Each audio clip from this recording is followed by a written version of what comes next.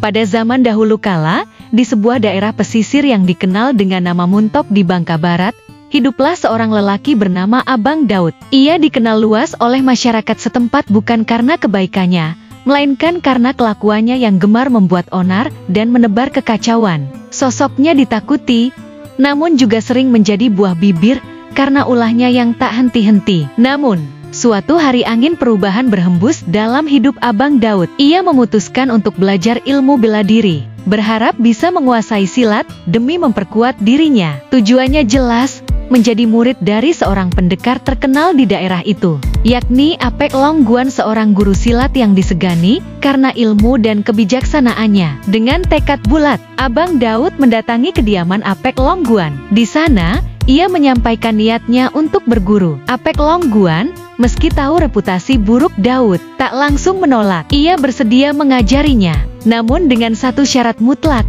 Abang Daud harus meninggalkan sifat buruknya dan berhenti membuat kerusuhan. Tanpa banyak pikir, Abang Daud menerima syarat itu. Ia pun resmi menjadi murid Apek Longguan. Hari demi hari dilalui dengan latihan yang keras dan disiplin.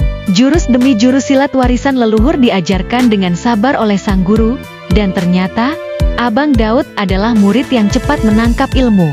Dalam waktu yang relatif singkat, ia berhasil menguasai semua ajaran Apek Longguan hingga tuntas. Setelah menuntaskan masa belajarnya, Abang Daud memohon izin kepada gurunya untuk merantau ke Tanah Melayu. Dengan restu sang guru, ia pun berangkat ke negeri seberang menumpang sebuah kapal dagang. Perjalanannya berakhir di pelabuhan Tanah Melayu pada sore hari. Saat ia menginjakan kaki di tanah baru itu, terdengar suara ayam berkokok 3 kali. Tanpa sadar, Abang Daud menjawab kokokan tersebut sebuah tindakan yang tampaknya sepele, namun fatal. Ternyata, di Tanah Melayu ada aturan tak tertulis, siapapun yang membalas kokokan ayam di luar waktu semestinya dianggap telah melanggar norma keramat. Pengawal kerajaan yang mendengar perbuatannya segera menangkapnya dan membawanya menghadap sang raja. Sebagai bentuk hukuman, Abang Daud dijatuhi sanksi tak biasa, ia harus bertarung melawan panglima kerajaan. Pertarungan berlangsung sengit. Di awal laga,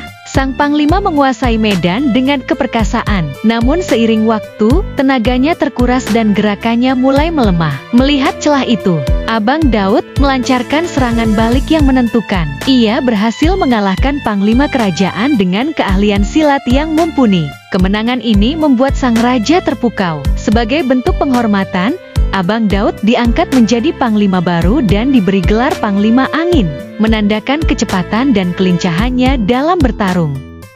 Namun gelar dan kedudukan tinggi itu ternyata membawa kembali sisi gelap dalam dirinya. Panglima Angin kembali ke tabiat lamanya, membuat kerusuhan dimanapun ia berada, termasuk ketika kembali ke tanah kelahirannya di Muntok. Kekacauan yang ditimbulkannya membuat para pemimpin daerah ketakutan dan akhirnya meminta bantuan kepada satu-satunya orang yang pernah menjinakkannya, Apek Longguan. Mendengar kabar tersebut, Panglima Angin tak tinggal diam. Ia merancang siasat licik untuk menyingkirkan gurunya sendiri. Ia berpura-pura datang dalam niat damai dan mengajak sang guru berjalan santai di pinggiran sungai. Namun di tengah perjalanan, dengan cepat ia menendang Apek Longguan hingga terlempar ke tanah. Apek Longguan, meski sudah tua dan kehabisan tenaga, tak menyerah begitu saja. Dalam satu gerakan penuh tenaga dan ketepatan, ia menendang tengkuk bekas muridnya itu. Serangan tersebut membuat Panglima Angin terjungkal dan jatuh ke sungai. Tubuhnya tenggelam,